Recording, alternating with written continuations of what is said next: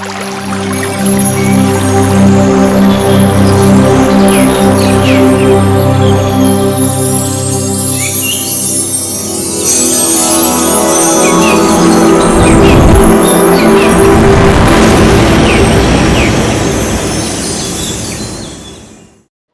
চিন্তা নেই কীরকম। 3 দিন পরে ডাক্তার যখন বাড়ি ফিরলেন তখন স্ত্রী দেখে অবাক। এ কি হয়েছে তোমার? এই যে রীতিমতো চিন্তার কারণ। চোখ মুখ রক্তিমাভ, অদ্ভুত ঔদাসীন্যের ছাপ মারা রয়েছে মুখের ভাবে, চোখের চাউনিতে। অপলক 2 চোখে দূর প্রীতি আর ইহবৈরাগ্যের দৃষ্টি। হাব ভাব সবই নতুন। এদেশের মানুষই যেন নয়, বাড়ির ঘরদোরও যেন অপরিচিত। জামাটা টুপিটা খুলে কোথায় রাখতে হবে তাও বলে দিতে হলো। এ বিদঘুটে পাগলা ভাব এলো কোত্থেকে? স্ত্রী বললেন, তোমার কি হয়েছে? সত্যি করে বলো। কি যে হয়েছে তা কি আর তিনি নিজেই জানেন? বুঝছেন একটা কিছু হয়েছে এইমাত্র, কিন্তু তা বর্ণনা করবার ভাষা নেই তাঁর। বন্ধনহীনতার এক অপূর্ব সুখ অনুভব করছেন হৃদয়ে। সেই সুখে মুখ হয়ে গিয়েছেন। বললেন, কিন্তু তো বুঝতে পারছি নে। তবে কোনো কষ্ট নেই, শুধু আনন্দ বোধ হচ্ছে। এই আরাম কেউ বুঝবে না। অধরের প্রান্ত দিয়ে একটা পাতলা হাসির রেখা খেলে গেল। চোখ দুটো আর্দ্র হয়ে উঠল তার রসস্পর্শে। একলা এক ঘরে শুলেন রাত্রে। ঠিক শুলেন না, মশারির মধ্যে বসে বসে নাম করতে লাগলেন। ওই যে নাম নিয়ে এসেছেন তার অনুশীলন আরম্ভ করলেন। নাম করতে করতে এক সময় মনে হলো কোথায় কাছেই যেন বোমা ফাটল। সে ভীষণ শব্দ, আর যেন শেষ হয় না। হাজার কামানের নাদ চলতে লাগলো কানের কাছে। নাদ শ্রবণের সঙ্গে সঙ্গে জ্যোতি দর্শনও হলো। যে আলোর ঝলকি বা কি তীব্র! তেজে চোখ ঝলসিয়ে যায়। তেজের একটা বিরাট কুণ্ডলী ঘুরতে লাগলো চোখের সামনে। দেখলেন সেই জ্যোতি কুণ্ডলীর মধ্যে ঠাকুর দাঁড়িয়ে আছেন। দাঁড়িয়ে দাঁড়িয়ে হাসছেন। ঠাকুরের রূপের লোভে নামের তীব্রতা বাড়তেই থাকে। যত তাঁর নামে গভীর হওয়া, তত তাঁর দিব্যদেহের কাছে নিবিড় হয়ে বসা। নাম নিবিড়তায় রাত কেটে গেল গোকুলবাবুর। সকাল হতেই কল এলো, টাউনের মধ্যেই। ডাবল নিউমোনিয়ার রোগী। যাই যাই অবস্থা, তখনই না গেলে নয়। কল দিয়ে চলে যাবে না, সঙ্গে করে নিয়ে যাবার জন্যে লোক বসে রইল। ওষুধের ব্যাগ নিয়ে ঘোড়ার গাড়িতে উঠে বসলেন গোকুলবাবু। কিন্তু রোগী দেখার সে মেজাজি নেই এখন। ঠাকুরের সদা স্মিত মুখখানা দৃষ্টি জুড়ে রয়েছে। গাড়ির মধ্যে নামে বসে গেলেন নিজের অজান্তে। ঘোড়ার পায়ের খটাখট তালের সঙ্গে নামের তাল মিশে গেল। রোগীর বাড়ির সামনে গাড়ি থামল। যন্ত্রের মতো রোগীর ঘরে ঢুকলেন গোকুলবাবু। রোগী দেখতেই মুখ দিয়ে বেরিয়ে এলো, কি হয়েছে? কিছুই হয়নি। নিউমোনিয়া না ঘোড়ার ডিম। একটা মিক্সচার লিখে দিলেন 3 ঘন্টা পর পর খাওয়ার জন্যে। রোগী পক্ষ তো অবাক। গোকুলবাবুকে যখন বাড়িতে পাওয়া যায়নি তখন টাউনের অন্য বড় ডাক্তার এনে দেখানো হয়েছিল। তিনি রোগী দেখে বিশেষ ভালো বলেননি। সুতরাং বড় বড় আর যাঁরা ছিলেন তাঁদেরও আনা হলো। সবাই এসে একজোট হয়ে রোগী দেখেছেন। দেখে শুনে সকলের মুখই গম্ভীর হয়েছে। সকলেই বলেছেন, ডবল নিউমোনিয়া তো বটেই, আর তারও জটিল এবং অন্তিম অবস্থা।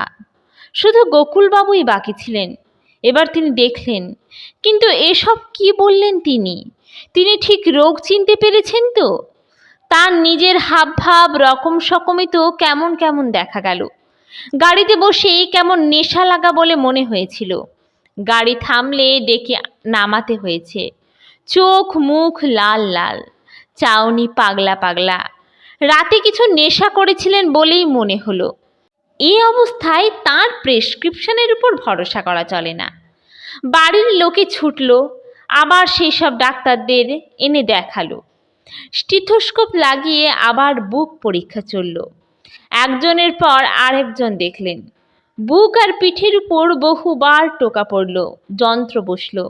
শেষে মুখ চাওয়াচাওয়ি করতে লাগলেন তাঁরা। এ কি, নিউমোনিয়ার সে শব্দ গেল কোথায়? ডবল নিউমোনিয়া তো দূরের কথা, একদিকে নিউমোনিয়াও যে ধরা পড়ছে না। একদিনের মধ্যে বিনা চিকিৎসায় এ কী পরিবর্তন! সবাই তখন আশ্বাস দিলেন, রোগী আপনার খুব ভালো, আর কোনো ভয় নেই, নিউমোনিয়া কেটে গেছে, স্রেফ ভগবানের দয়া। গৃহকর্তা আশ্বস্ত হলো। তাড়াতাড়ি গিয়ে গোকুলবাবুর লেখা মিক্সচার নিয়ে এলো ওষুধের দোকান থেকে। কিন্তু ডাক্তারবাবুর যেন কিছু হয়েছে। গোকুলবাবু যেখানেই যান সেখানেই ওই এক মন্তব্য। কিন্তু হলো কি, প্রশ্নও করে সবাই সঙ্গে সঙ্গে। গোকুলবাবুর মন এখন ধোয়ানো ধুতি, সাদা ছাড়া আর কিছুই নেই।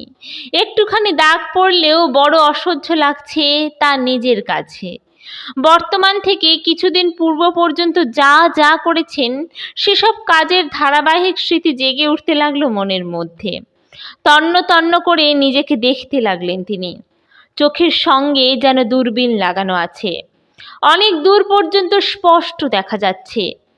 কয়েকদিন আগে কুমারখালী ব্যাংকিং কর্পোরেশনের ডাইরেক্টরদের মিটিং হয়ে গিয়েছে কুষ্টিয়া অফিসে।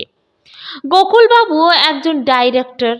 সভায় ডাইরেক্টর তারাপদ মজুমদারের কথার প্রতিবাদ করেছিলেন গোকুলবাবু ব্যাংকের ব্যাপার নিয়ে। কিন্তু ব্যাংকের ব্যাপার হলে কি হবে, হয়তো আঘাত পেয়ে থাকবেন তারাবাবু। সূচের মতো বিঁধছে গোকুলবাবুর মনে। এখন চোখে দূরবীক্ষণ আর মনে অনুবীক্ষণ।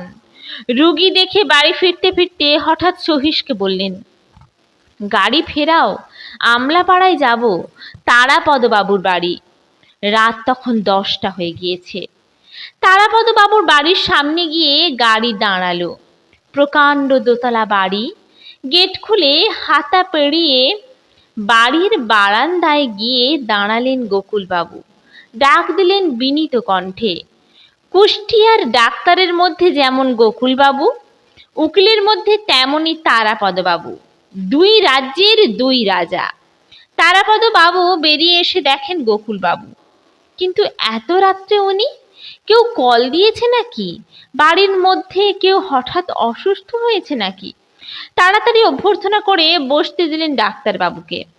বসতে দিয়েই একটু ভিতরে যাবেন এই রকম ভাব। গোকুলবাবু বসলেন। বসে বললেন, আপনিও বসুন, একটা কথা বলতে এসেছি আপনার কাছে। ওহ! বিস্মিত হয়ে তাকালেন তারাবাবু। এই এত রাত্রে এসেছেন যখন, তখন নিশ্চয়ই কোনো জরুরি কথা। তারাপদবাবু এছাড়া আর কি ভাবতে পারেন? কিন্তু শুনলেন অন্য কথা। সেদিন ব্যাংকের মিটিংয়ে বড় খারাপ ব্যবহার করে ফেলেছিলাম আপনার সঙ্গে। গোকুলবাবুর কণ্ঠস্বরে বেদনা। আমাকে ক্ষমা করতে হবে তার জন্যে। বড় কষ্ট পাচ্ছি আমি। সে কি কথা? মুখে ভাষা খুঁজে পান না তারাপদবাবু। গোকুলবাবুর মুখে এই বিনয়, আর তা আবার এমন একটা তুচ্ছ ব্যাপার নিয়ে। নিজেরই লজ্জা করতে লাগলো তারাপদবাবুর। গোকুলবাবু হাত জোড়ো করে আছেন। ভদ্রতা করে তারাপদবাবুও হাত জোড়ো করলেন। বললেন, তা তার জন্যে হয়েছে কি? এমন কি বলেছিলেন আপনি? আমার তো কিছু মনেই নেই। ওই যে প্রোটেস্ট করতে গিয়ে একটু বেয়াড়া কথা বলেছিলাম আমি। গোকুলবাবু মনে করিয়ে দিতে চান। ওর নাম হলো বেয়াড়া কথা? ওরকম কথা তো আমাদের হয়েই থাকে কত। আর ও তো আমার আপনার ব্যক্তিগত ব্যাপার নয়। ওটা তো ঝগড়া হয়নি, ওটা ছিল পাবলিক ম্যাটার নিয়ে ডিবেট। তারাপদবাবু হেসে হাওয়া হালকা করতে চান। তবুও গোকুলবাবু উদাস বিনয় নম্র দৃষ্টিতে তাকান। ফাঁকা মোটা চোখের প্রার্থনার জল রং। না না, বড় লজ্জা পেলাম আমি মোটেই দুঃখিত হইনি তার জন্যে। আপনি নিশ্চিন্ত থাকুন, হাত ধরে বিনয় প্রকাশ করলেন তারাপদবাবু। হাঁপ ছেড়ে বিদায় নিলেন গোকুলবাবু। যত বড় ধনী আর সম্ভ্রান্ত পার্টি হোক, গোকুলবাবুর কথার উপর কথা চলতো না কারও। রুগী হলে তো কথাই নেই, বেড়ালের সামনে মুশিকের মতো নম্র হতে হতো। রাশভারীর চূড়ান্ত প্রতীক এই সেই গোকুল ডাক্তার। তুচ্ছ ব্যাপারের জন্যে নিজের বাড়িতে এসেছেন ক্ষমা চাইতে? তারাপদবাবু বিস্ময়ে বিমূঢ় হয়ে কিছুক্ষণ তাকিয়ে রইলেন রাস্তার দিকে। ভাবলেন কিছু একটা হয়েছে গোকুলবাবুর, নইলে বাড়ির লোকের মুখেও ওই এক কথা, নইলে এমন হয়। সবাই সর্বক্ষণ ধরে। কি হয়েছে তোমার বলো? প্রশ্ন পেছনে অতিষ্ঠ হয়ে উঠলেন গোকুলবাবু। চতুর্দিক থেকে আসছে জোড়া জোড়া বিস্ময়ের তীর। না, দুদিনের জন্যে বাইরে কোথাও বেরিয়ে গেলে হয়। গোকুলবাবুদের শরিকানি বাড়ি রয়েছে দেওঘরে রেখিয়ায়। চেঞ্জের সময় অন্য শরিকেরা তখন রয়েছে সেখানে। সুতরাং মন স্থির হয়ে গেল, ওইখানে গিয়ে থেকে আসবেন কিছুদিন। দুদিন নিরলে থেকে জুড়িয়ে আসবেন। সকালে উঠে বললেন, দেওঘরে যাচ্ছি, একটু বিশেষ দরকার। কিন্তু যাহা অত্র তাহা তত্র।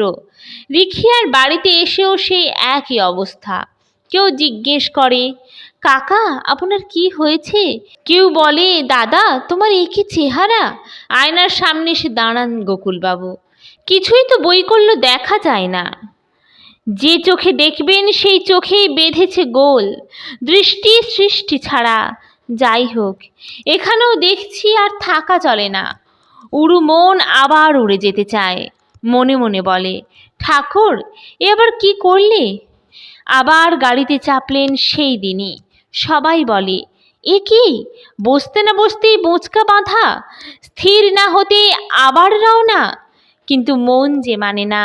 একটু নিস্তব্ধ নির্জনতার জন্যে এখানে ছুটে এসেছিলেন। খুঁজেছিলেন একটু নিঃশব্দ সমাহিতি, একটু সমানুভূতির পরিবেশ।